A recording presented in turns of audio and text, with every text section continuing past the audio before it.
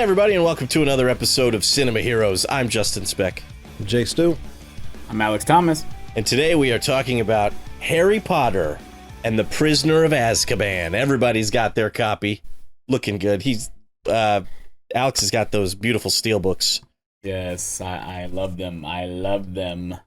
Very nice. I wish I had them. This was released in 2004, directed by Alfonso Cuarón, written by Steve Kloves based on the novel by J.K. Rowling, and starring Daniel Radcliffe, Rupert Grint, Emma Watson, Gary Oldman, David Thewlis, Michael Gambon as his first, replacing Richard Harris as Albus Dumbledore, Alan Rickman, Maggie Smith, Robbie Coltrane, the usual cast, and then also Emma Thompson is in this one. Was she in Chamber? No, she was not. This is her first appearance. Kenneth Branagh, or no, that was in Chamber. Chamber. Yeah. Oh, you said I was thinking Robert Thewlis. You said Robert Thewlis already. Yeah. David Thewlis. David. Why do I keep saying Robert? I don't know. That's okay. I said Robert like 3 times. It's quite all right. What is wrong with me? I was able to listen to the episode you guys did last week, and I can't remember, Stu, what you said, but I remember, Alex, you said you only got to see like 2 of them in the theater, so I know you didn't see this one in the theater. But Stu, did you see this in the theater? Nah, the first one I saw in the theater was Deathly Hallows Part 2. Oh, wow. So the very last one. Okay. So for me, I got into Harry Potter in between movie 2 and 3 and read all the books that were out at the time. And so this was the first one I saw in the theater, and I saw the rest of them in the theater. And I remember loving this movie. And this is, I'm looking forward to watching the rest of these, because the Deathly Hallows and Half-Blood Prince, I think I've only really seen once all the way through for each of those. And I remember really liking both Deathly Hallows movies, but this one has always been my personal favorite. So I'm with you when you're right. So first impressions, if you remember them, what did you guys think about this movie when you first saw it? Different director this time around. So when I first saw the movie, I was pretty skeptical because Chris Columbus wasn't coming back to do it. Yeah. And they also took a year off, so I was so used to them coming out back to back, and they didn't come out that next year. So I was a 10-year-old kid, like, where's Harry Potter at? And I remember getting like a little teen magazine, and we got like the first look at the behind the scenes of the movie, and it just looked totally different. Like the backgrounds looked different, like the tone just looked different. Even by looking at the set photos, I'm like, oh yeah, they're totally taking a much darker tone with the series. And the books also did the same thing, because if you read Prisoner of Azkaban, you can definitely tell she was going more into that darker tone because the kids were getting older, and the darker forces were getting bigger. And when I first saw the movie, I saw it on bootleg. My dad did get a copy for me when the movie came out. I watched it back to back. I literally watched it again, and then I watched it again, because I'm like, wow, that movie, for one, it felt like it flew by, and I loved every single moment of it. Like, I was just enthralled with the filmmaking, the music, the actors are just so much better. The kids they are so much better in this movie than they were in the previous 2. And I just love the darker tone. Like, I really, really loved this movie when I first saw it.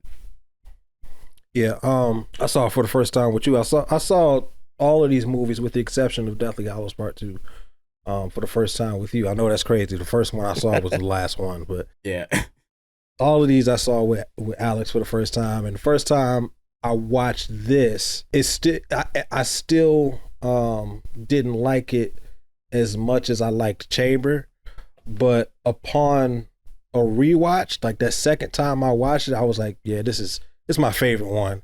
For the same reasons Alex just named. It's significantly darker than the first 2, and it looks so good. Yeah, like it looks like a film. Like, it looks like a film. And like I was trying not to say. I was trying not to say it looks like a real movie, because I don't want to discredit Chris Columbus. Right. But this just like, I love the way this thing looks. It looks more so cinematic, crispy and cinematic, and it feels like they're really trying to give you something, give you a different flavor of the same type of candy that you've been eating for the last 3 or 4 years, you know? Yeah. Right. So I'm glad that they took that year off and took their time to make a slightly different movie that still feels familiar. But I love, you know, you know me, darker is better. So I like that they made it a little darker in tone and in look. It still has that family friendly feel to it, but I'm definitely happy that they took it in a more serious tone. Right. Yeah, exactly. That was one of my first notes that I remember writing down. I actually was telling Alex before we started recording, I wrote a couple of notes and then forgot them, so I don't have them with me. But one of the notes I wrote was right in the beginning of the movie, you can tell this has a different feel than the previous movies. This cinematography or whatever, you know, you can just tell this is a different director, and they're taking it in a slightly different direction. It's not so different from the other films that it feels disconnected. It just, but it feels slightly different. Like, you know, it's feeling a little bit more adult, even though it is still family friendly. It's still a PG movie, but it is starting to feel a little bit more. It's hard to. I almost wanted to say real, like a real movie, which is again, don't want to discredit the other two movies. They're real movies, but it just feels more mature. Mature. That's the best way to say it. Yeah, exactly. Now he did Chris Columbus did stay on as a producer for this movie, right? Yes, and I think he stops after this one. Cause I think he didn't want to be just stuck in this franchise. The Harry Potter guy. I think that's what he said. He didn't want to be known as the Harry Potter guy.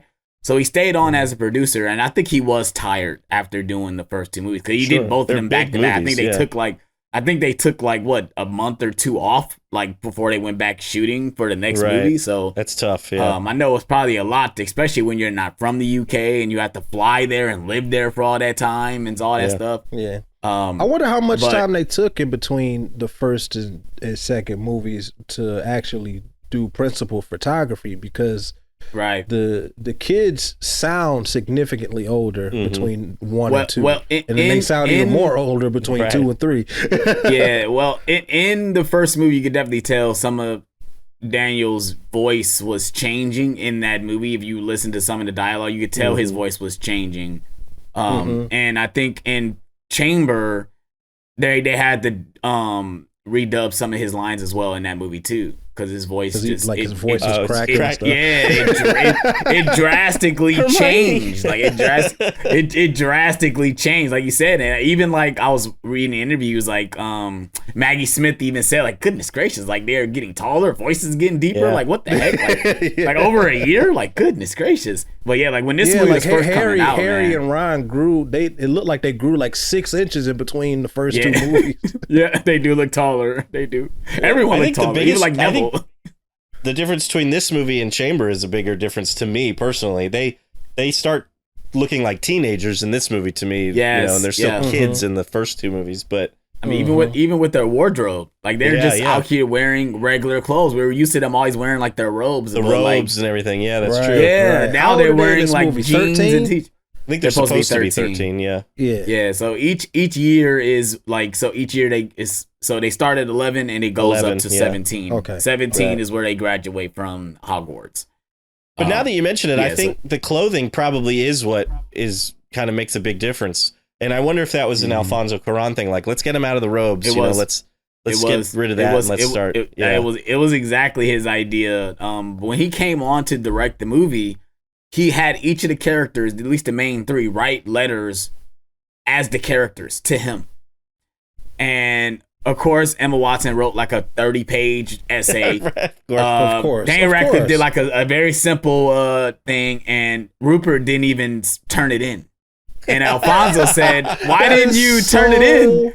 And he said, "Because Ron wouldn't have turned it in. He would have forgotten." He's like, "Okay, you know your He like, you know your character. You know your character." Just go ahead. He was basically like testing them to make sure they really know their characters. And I mean, he really didn't have to do that, because like I think at this time, Goblet was coming out as well, so. Like, they had a lot of the source material to understand their characters. But, man, I feel like the kids, especially Daniel is just on fire in this movie. Oh, man. yeah. He is, and he drastically gets better in the other ones. But this one, he's a shining star when he's going up against someone like Gary Oldman. Like, it's crazy. Yeah. So since you brought up Gary Oldman, let's talk about him. So he was cast as Sirius Black, and when this movie came out in 2004, I had just kind of discovered Gary Oldman and realized how amazing of an actor he was. I think around this time I realized, he was Drexel from True Romance, and he was Sid Vicious in Sid and Nancy. Such a character actor. So knowing he was cast as Sirius Black in this movie, like, I could not wait. And I thought, seeing that the first time, like the picture of him, like screaming on the newspaper and everything, Yes. I remember, like, perfect casting.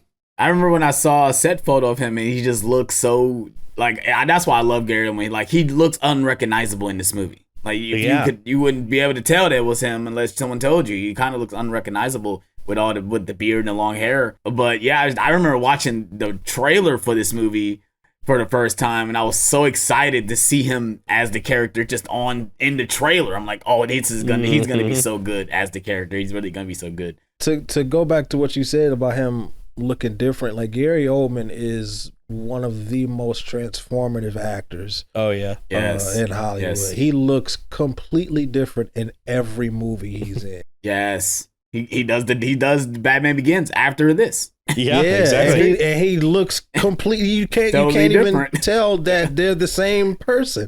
Exactly. So he truly embodies whatever role he is in, and I'm right with Justin. I loved the look of him in those posters. That is just a brilliant idea. I kind of wish that was on the steelbook, like him screaming. Yes, that would have been an awesome image. Dude, that would have been awesome. You're right. That would have been dope. And then, what do you guys think about David Thewlis as the new Defense Against the Dark Arts teacher? I like David Thewlis. I love him as Loomis. Lupin. I said Loomis. Lupin. You in the Halloween mode. Right. I love him as Lupin. He's awesome. You feel like he's right off the page. Right off the page.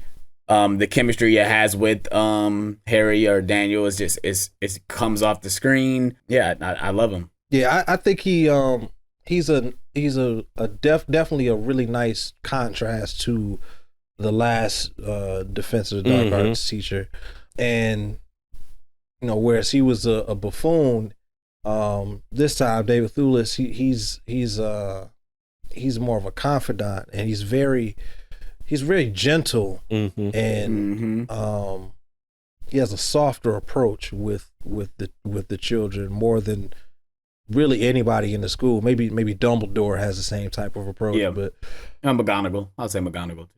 I think he's a little more personable than McGonagall. Yeah, McGonagall often seems annoyed. Yeah. I feel like McGonagall is like on the kid's side, but she's not as approachable. Like, I feel like you could go to Lupin with an issue or a question, whereas McGonagall, I'd be hesitant. Like, I could probably go to her with a question or a problem, and she'd probably help me, but I'd be nervous. Yeah, I mean, it also helps that Lupin knows Harry's parents. Right. Like, they were friends. They went to school together. So that's what also helps his relationship with Harry. Yeah, I mean, he's basically like an uncle to Harry. Him and Sirius. After we get to that the point reveal in the movie, to the reveal, they're kind of these surrogate figures to him, right? And you could tell that they care for Harry very, very much. Did you guys know going into the movie that Sirius Black was not actually after Harry? Was not actually trying to kill Harry? I had no idea, and that reveal was fantastic. Nice, that's awesome. That is my favorite scene in the movie. Yeah.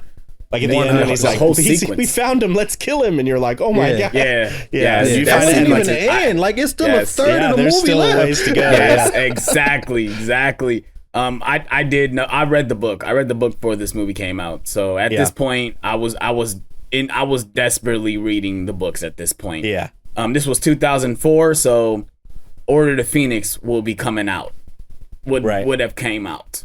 And I got that for my birthday, and I was reading that when this movie came out. Nice. So I was already deep within the world and knowing what was going to happen, and I was telling people like, y'all ain't ready for Goblet of Fire. I was literally telling people like, you guys are not ready of what's going to happen. And then obviously they cut a lot of stuff out of it, but still, I did know about the reveal, and when they did it, I was like, they kind of reading it like they kind of did a little bit better. At least the performances really felt like it was like they really sold it. Oh yeah, this movie got some of the best performances in the franchise for sure. Yes. Yeah, like you, Alex, I read the book first too, so I knew, it wasn't a surprise to me. I mean, reading the book, it was probably a surprise. I don't really remember my reaction there, but I just loved the books. I was like you. I was like eating up all the books, that when I finally started to read them. And so I didn't know and go into the movie. And so it was just fun watching it all unfold, even though I knew that he wasn't actually after Harry and everything. So I really, it's still just the way they do it in the movie. Like you said, the performances and everything, they're just so good. And it was just so fun to watch. What do you guys think of the introduction of the dementors? I could not wait to see the dementors in the movie because, again, having read the book, and I'll be honest, the first time I saw the movie, I love them now, but the first time I saw the movie, I think I wanted them to look a little bit more like the Nazgul from Lord of the Rings. That's kind of how I guess I kind of pictured them. Yeah. And so I was slightly disappointed when I first saw the movie for the first time, but I've gotten over that, and I think their design is super cool, and I really like it a lot. I absolutely love the Dementors. When they first showed up on screen, I was like, yes. And I'm kind of with you, Justin, where I thought I wanted them to look like the Nazgul, but the way they first show up on that train, I said, nope, this is better. Never mind. This is better. I like this better. They are scary looking. It's just that they give you that eerie feeling when you look at them, like. Yeah. Oh man, just the introduction of the Dementors when you read the book, it's when you see them, it's a totally different feel. It is. Yeah. It really is for sure. Yeah, everything Alex said. I love the look of them. They definitely got that creepy vibe to them, and I love how they're introduced on the train. It's just I love it. They're looking for Sirius Black, but they can't tell the difference between who they're looking for and someone standing in their way of who they're looking for. And I love that. That makes them even scarier. Yeah, I mean, even Dumbledore says in the first speech that he has is like, like they can't tell he literally tells them like they can't tell the difference. So don't get in their way. Like, make sure you be alert when they're on the grounds, because they'll get you. They gonna get you. What are you guys' thoughts on? I know this is probably a random question, but the way the castle looks from the other movies, did that throw you guys off? Because the way they designed the castle in this movie is a totally different design than the first two movies. I remember seeing it at the theater the first time. I do remember thinking that I was a little disappointed that they changed it, because I think I liked it so much from the first two films. But they stick with this design through the rest of the franchise. So now it's like, this is the design I love. And this is the castle you see if you go to Universal Studios and stuff like that. And so it's now I prefer this castle over the previous design, really. Right. It's crazy because even like the Hogwarts game takes after this castle. Like they use this castle, they use all this whole aesthetic with the clock tower and stuff. Because that wasn't in the first two movies, like the clock tower and the bridge and the way Hagrid's hut is. It's not like down a hill. Remember, they was walking straight to the hut. It was a totally different design. And I was kind of with you too. When I first saw it, I'm like, damn, do I really like this? Like, it looks strange, it looks weird, but I'm like, now it's like, no, I've grown to love it. Exactly. It's iconic now, that is the Hogwarts castle, so it's hard to even like really, it's almost like the first two movies feel weird now. Almost. That's how I feel. The first two movies feel weird to me, because I'm coming from the outside, so I was introduced. Having seen the last movie first, I was introduced to this castle.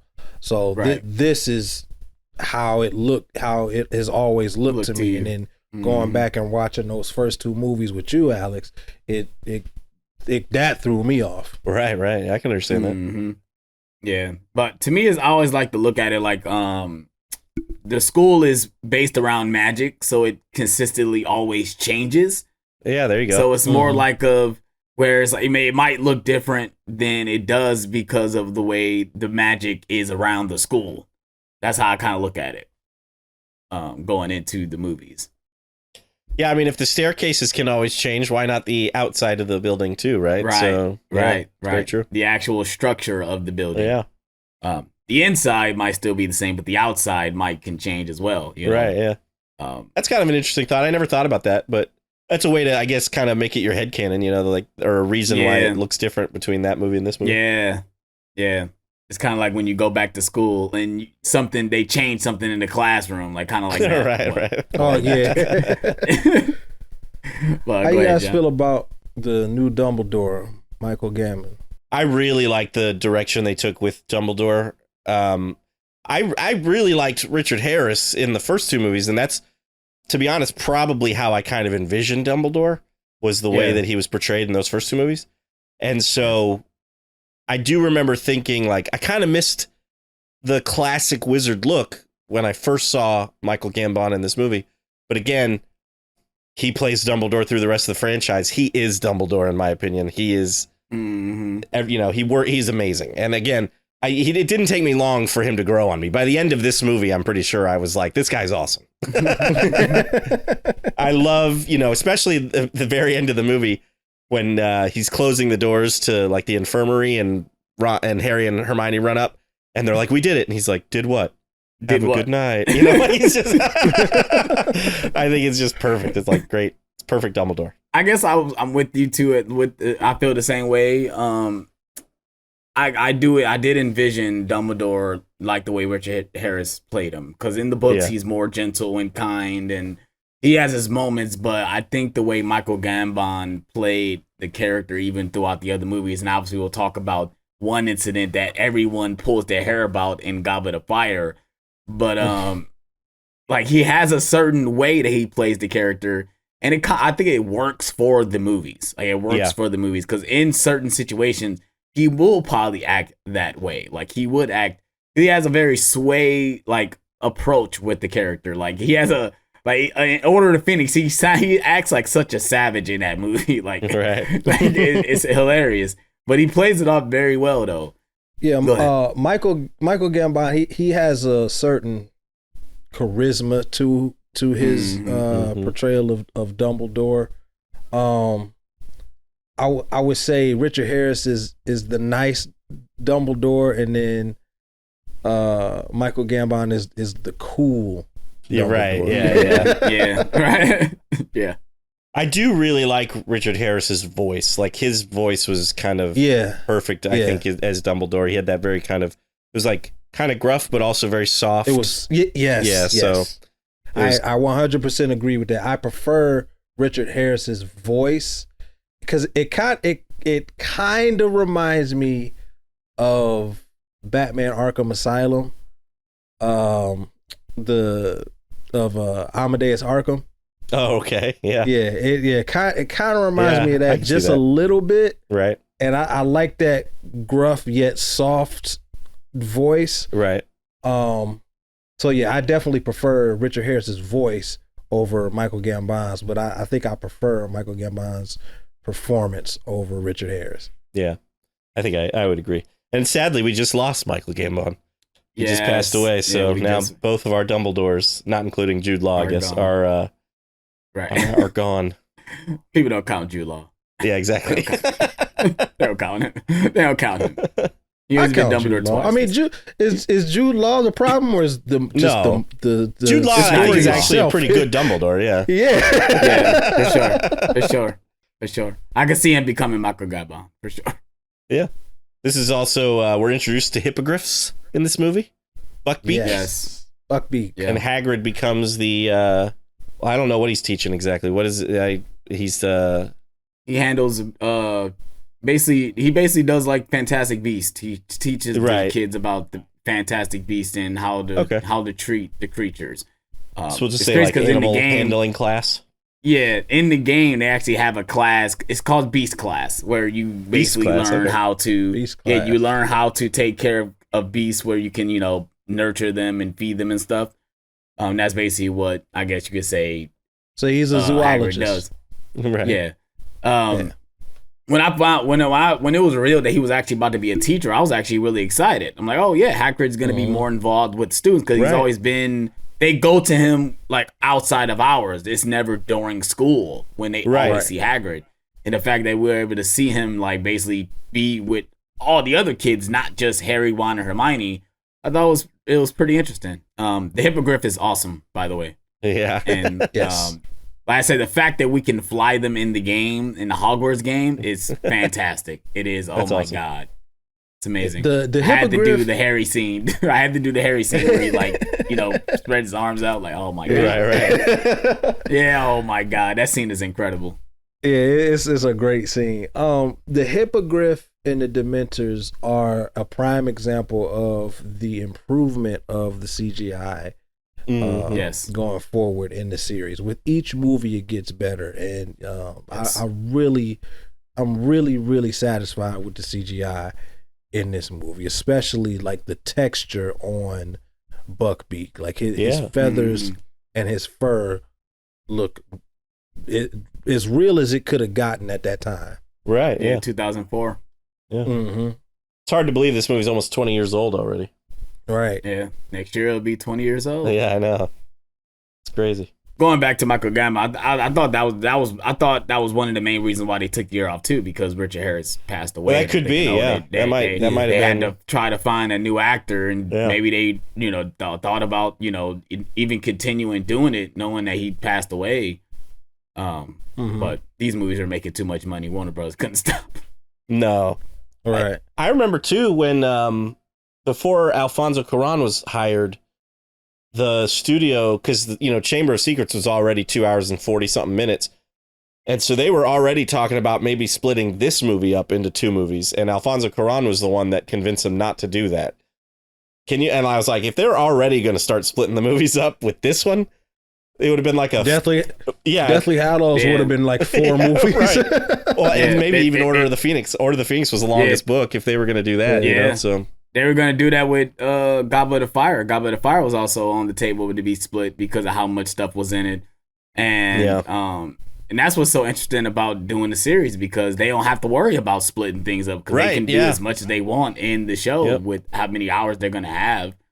You only got 2 hours and 30 minutes tops to put 700 pages. That's a lot of content. Right. Yeah, it is. It's a lot. And you got to cut out a lot. No, yeah, it's true. Mm-hmm. I am really looking forward to. I mean, I hope it's good, and I'm really intrigued just to see the production design and who they cast, as certain characters for this new show. All of it, just across the board, because this, when I think reading the books now, which I haven't really, I have reread this one, but this is what I think of when I think of Harry Potter now. Like when I think of Hogwarts, this is the building I think of. When I think of Snape, I think of Alan Rickman. It's just like, it's going to be weird seeing other people play these characters, but I'm really kind of looking forward to it. I hope it's good, but it'll be really nice to have, I don't know how many episodes they're going to do per season, but let's say 10 or 12. It'll be nice to see, a 10-hour version of the books and stuff. I think that'll be cool. Probably an expensive show too.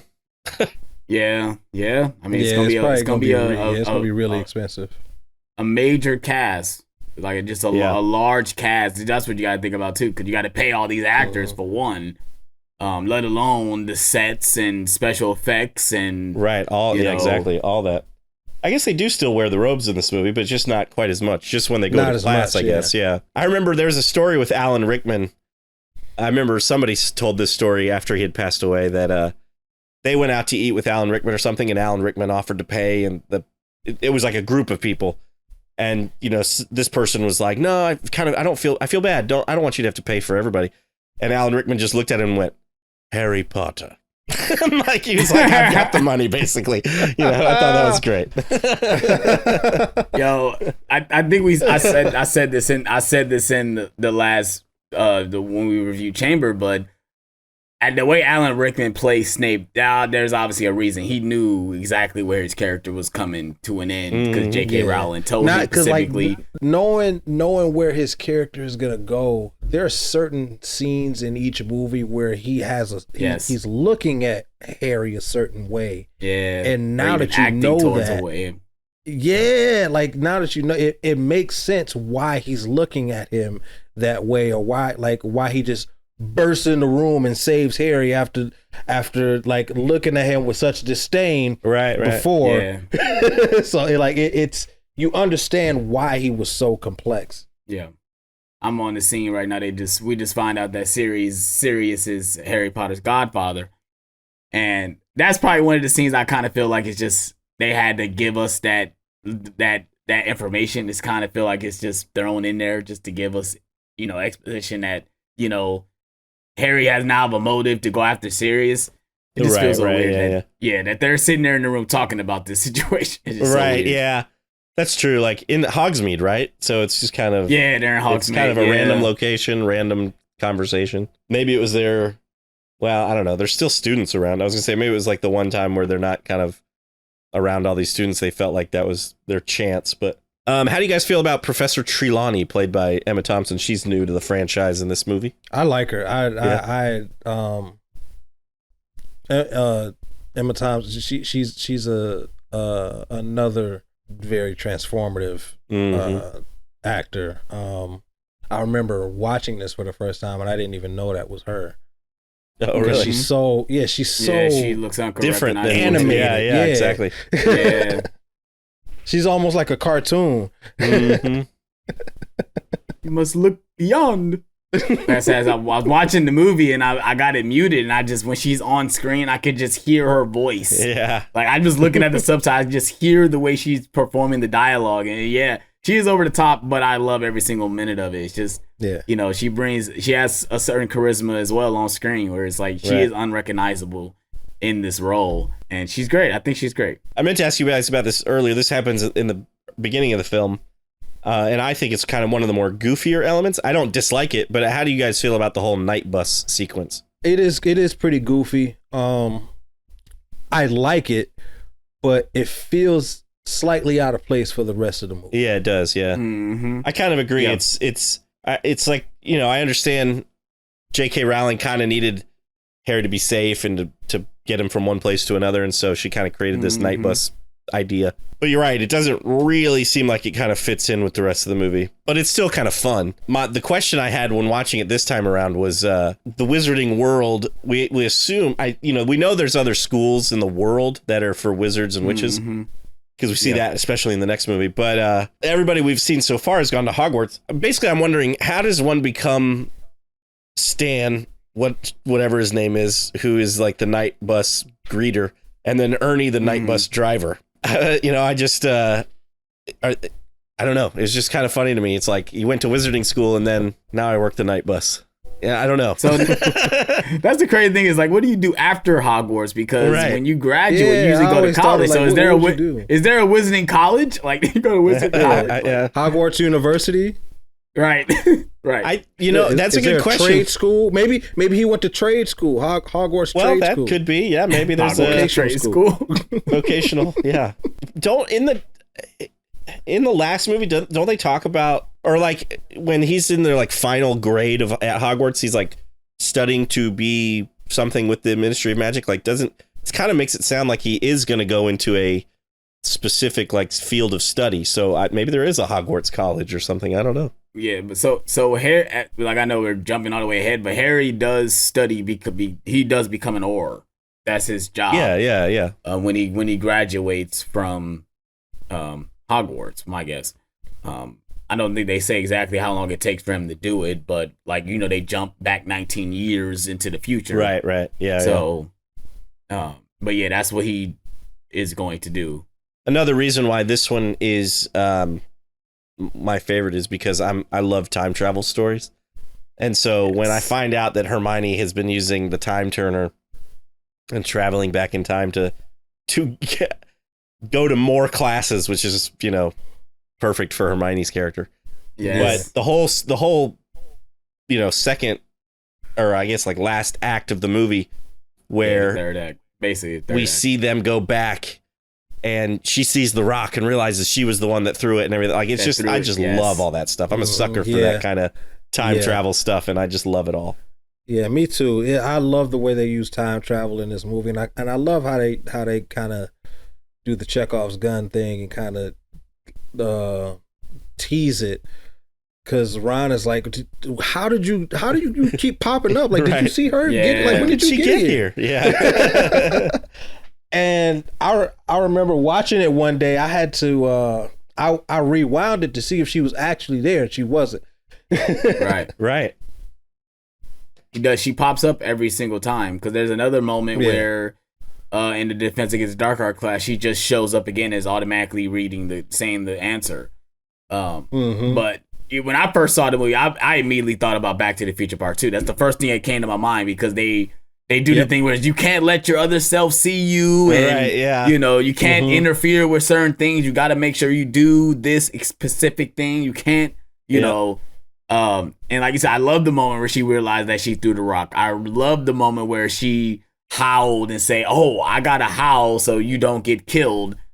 And even the moment where, and I thought it was dumb when I first saw it, when Harry was like, "Oh, it was my dad that conjured Patronus." I said, "No, your dad is dead. What are you talking about?" Yeah, I thought that's the one thing I don't like about this movie is I was like, "Why is the you whole so keen? Harry's Oh, it was my thing. dad." I get it that you like, miss your father, but why do you he think is it's your dad dead. that conjured Yeah. Patronus? D-U-D. Well, we know that there are ghosts in this universe, you know, so I don't maybe think he ghosts thought it was can like cast his dad, spells. like his ghost, the ghost of his But dad. That's true. Why would he show up as a ghost now? Harry has been in danger several times. That's very true. Before this Right. point. Yeah. I don't know. But I love the moment when he just realized he has to go out and do it, and he conjures the Yeah. biggest Patronus charm that anyone's ever seen, and it's a great moment. I love it. Like I said, he yells the spell "Expecto Patronum." Yeah, it's Like, iconic. Yeah, exactly. Yeah. it's When great. I think of Harry Potter, I think of that scene. Yep. that moment. Exactly. Yeah. Yep. That very moment. And I like how he tells Hermione, you know, he's like, I knew I could do it because I'd already done it. Does that make sense? And she's Right. like, no. It's like, because I saw it get conjured, so I know I could have done it. But I guess we might as well just talk about that entire scene at the end, where, you know, the reveal that Sirius is not the bad guy. I know we talked about it a little bit earlier, but I just want to emphasize on it that I remember when I first saw the movie, I said it in my review on my YouTube channel. I was like, this is acting. Like, this is a scene full of great actors, even the kids, like even Yes. Hermione, Emma, Daniel, and Rupert. They are great as well. It's But the you best got scene Gary in the movie, Oldman. bar none. Yeah. You got Gary Oldman chewing up scenery, and then you got Alan Rickman just shows up. I was like, goodness great, this is like a master class. Right, you going got on Gary right here. Oldman, Alan Rickman, David Thewlis, all in the same scene. Like it's like if I was those kids, I would have been eating it up. I'd have just been soaking it up. Like all of them legends in the same room. Like Yes. And that's what that's what Daniel Radcliffe said. He was like kind of attached to Gary's hip when he met him. He was so just I don't blame him. He was I so don't blame him inspired either. by him. Yeah.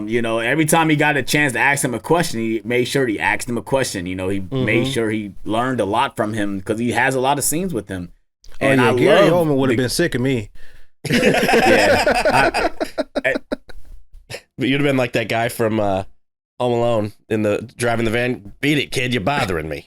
Oh no, man! I feel like he wouldn't know. I feel like he loves telling stories, and he would love to give you information. I feel like that from watching interviews from him and stuff like that. Yeah, I don't get the impression that Gary Oldman is difficult to work with or anything. Obviously, like so many people, work with him and bring him back for things, and so I could definitely see him. Probably, I mean, he probably took him under his wing and taught him and told him stories, like you said, and taught him stuff. I mean, that's just, it's amazing. Like, I would love to learn from Gary Oldman. That would be incredible. And he's always working. He is always in something. Yeah. Whether it's big or small. He has a lot of small movies, but he's in a lot of bigger movies big as franchises. well. Mm-hmm. Yeah. Him and like Samuel L. Jackson, like they're always in something. Yeah. They just, like, love acting. And it shows, I think. And then so obviously the reveal that Sirius is not after Harry is also revealed because, or it's like a part of another reveal that Peter Pettigrew is still alive, which I love that. Right. And I love the scene actually even before that with Harry and the Marauders map. Mm-hmm. Yeah, and he sees Peter Pettigrew's name and he's trying to find him. I'm on that scene right now. I'm literally on that scene right now, and he sees Peter Pettigrew. He's like, wait, I just heard a story that he's dead. Why do I see his name? And the map never lies. The map never lies. It's basically a live feed of who's walking throughout the castle. And he's in this dark corridor, and here comes Professor Snape, like just up doing something, and it's a great moment because he's just walking in the dark. Snape is just walking around in the dark because he doesn't in the dark. He doesn't light his wand until he gets to Harry Potter. He has night vision, man. That's what happens when you're in Slytherin. I also love the introduction of the Marauders map, which is something I think he keeps using throughout the films. Yes, and then knowing that you find out that it was created or whatever by Lupin and Sirius and James Potter and Peter Pettigrew is just so cool to me. I love that's stuff that people don't know unless you read the books, because they don't talk about who made the map. I wondered if I missed it watching it this time around. I was like, no, they don't mention it. But that's why Lupin knows the trick when he says, it's designed to allow people not to read it. It's only designed for people that know how to get into it. That's why it says that little note when Snape tries to open reveal the note. Your secrets. Yeah, reveal yourself. He's like, it's not going to reveal itself because it's not designed that way. Right. But yeah, I would love to see a prequel of that, the Marauders, to see them. Yeah, that would be kind of cool. Yeah. Younger people like going to Hogwarts. I think that would be so fire. I am curious how Fred and George learned how to use it. Open it. Yeah. I could see one of them just kind of jokingly saying, "I solemnly swear I'm up to no good," and it's suddenly working. but I'm curious how long it took them to figure that out. I love the Weasley twins. The Weasley twins are hilarious. They especially in Goblet of Fire. And Goblet of Fire, oh my god, like they are hilarious in that movie. And then we get another reveal that not only is Pettigrew alive, but he's been disguised. He's disguised himself as Scabbers. Ron's rat. Yeah. Ron's rat. Yes. And the For fact 12 that years. For 12 years, he said only thing they found was his finger. He's like, because he cut it off, so everyone think he was dead. And then he transformed into a rat. And Ron said, no, he's been in my finger. And he literally says the year. And he's like, I bet he's missing a finger too. He's like, he looked like, like he is missing a finger too. He's like, he is missing a finger. But like I said, the whole reveal that he was the one behind James and Lily basically dying, that he's the one been working with Voldemort the whole time. It wasn't Sirius. Right. He was basically Sirius was framed while his entire time in Azkaban, which is crazy when you think about like they were gonna kill Peter Pettigrew. And Harry stops them from killing Peter Pettigrew. If they would have killed him, Voldemort wouldn't have came back. If you think about it. Yep. Because Peter Pettigrew is the one that, gets the blood from Harry and Goblet of Fire to make Voldemort back into his human self. But Harry was trying to be the good thing. He was like, no, we're going to send you to trial so basically Sirius can go free. That's what he was thinking about. Yeah. Right. Prove Sirius's innocence. Yeah. Right. It makes me sad that all, obviously the franchise had to continue, but it makes me sad that didn't go the way that they obviously wanted, because like Sirius is talking about Harry coming to live with him, and you could tell Harry's like, that is the greatest thing I've ever heard. Yep. And then Peter ends up getting away, and Sirius is is still He finally get to be in a magical place. He don't got to be with the freaking Dursleys. Right, yeah, exactly. Yeah.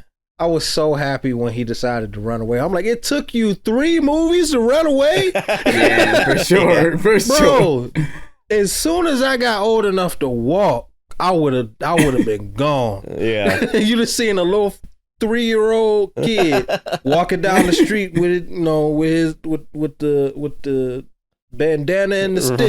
Right. Not staying under the cabinet, under the stairs. I'm out of here. Yo, for 11 years, he was underneath that damn cabinet. Covered underneath the stairs. Covered under the stairs. Bro, That's right. Yeah. that couldn't have crazy been me. That couldn't have been me, bro. And they finally gave him a room because he learned magic. Like, that's the reason why they gave him a room. They were scared of him on the low. Like, yeah, exactly. They were frightened of him. Yeah. And Dursley's sister, Marge, in this movie, she is just terrible. The way she just like snaps, she's like, you, clean it up. Yeah, just like, controlling the whole time. That made me so mad. That made me so mad.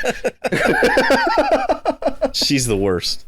And they got the perfect person to play her. Yeah, they sure did. Yeah. She's like literally talking about him right in front of him though. Like right in front of him. Yeah, like so disrespectful. His parents, yeah. Yeah. Terrible. And we get another reveal in that scene. Professor Lupin is a werewolf. A werewolf. Yeah, that's right. Yes. I did want to ask you guys that scene is full of reveals. That it's well, we got to reveal earlier that Sirius Black was the dog.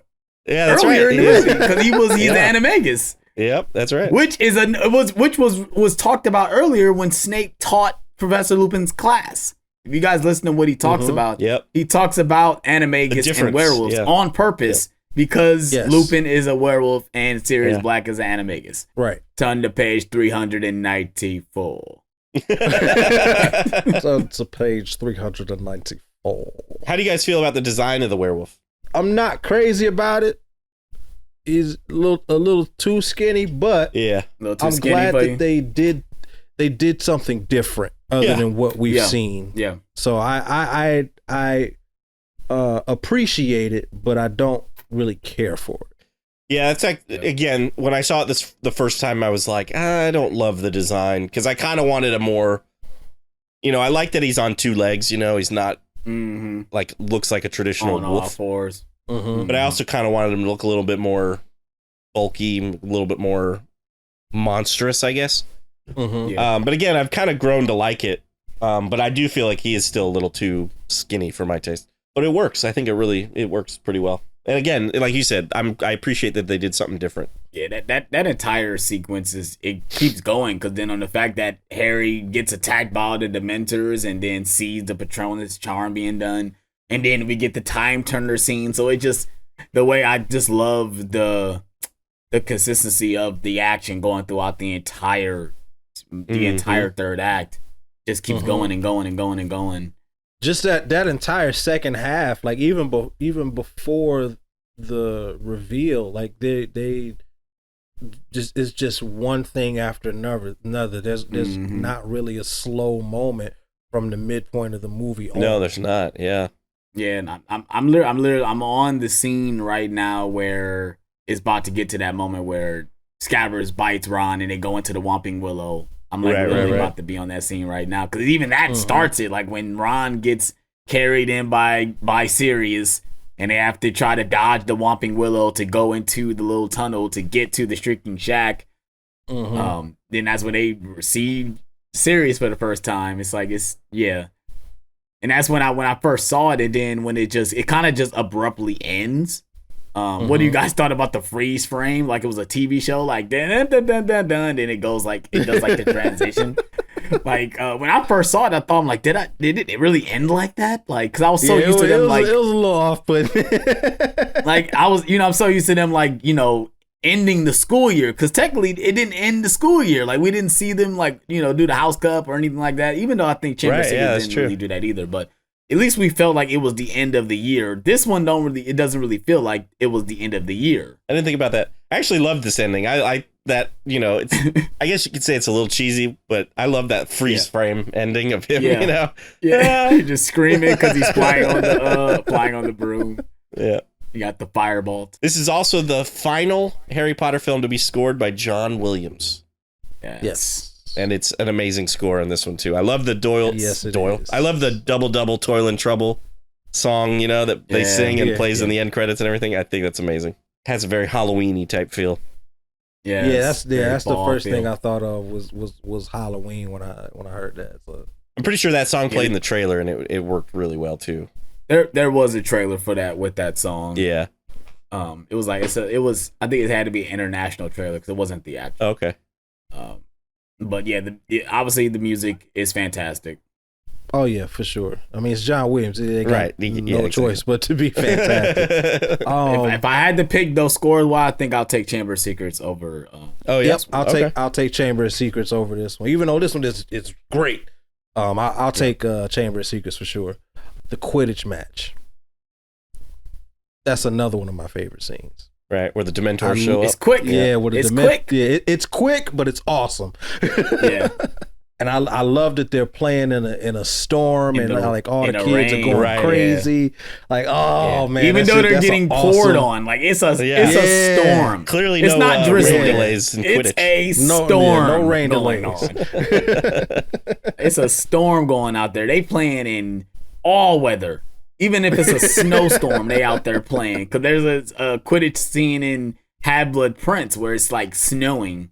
And they're still out there flying brooms and everything. It's crazy. Well, Quidditch is not a seasonal sport. They play that all year round. All year long, yeah.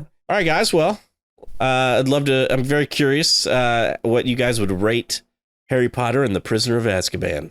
This is my favorite one. We said that before. Love the dark tone. It's not a perfect movie. I think we discussed some of the things that I wasn't too crazy about.